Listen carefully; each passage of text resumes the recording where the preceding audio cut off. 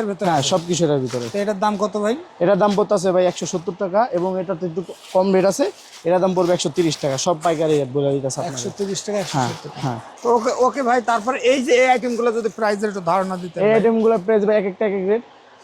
এটা পড়বে আপনার 450 টাকা। কয় কয় পিস থাকবে ভাই? এখানে ভাই এরকম 100 পিস থাকে। 100 পিসের দাম মাত্র 470 টাকা। 470 টাকা।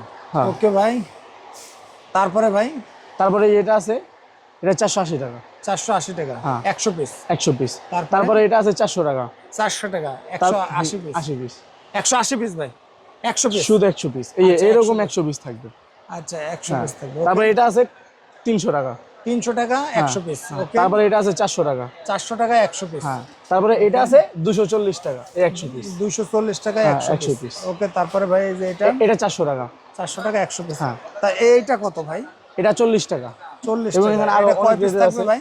এখানে হলো গিয়া, এটাকে বলে হলো আমরা, মানে এটার দাম হলো 40 টাকা, এরকম 12টার দাম 480 টাকা, যেটা আমরা ডজন 480 হিসেবে বিক্রি টাকা। করি। ওকে, তারপরে ভাই এই যে তারপরে এগুলো? বিয়ের জন্য রাখি আছে, যেমন আপনি রাখি? হ্যাঁ, এটা হলো 2 রেট আছে। যেমন যদি আপনি এইভাবে নেন তাহলে আপনার জন্য 130 টাকা পড়বে।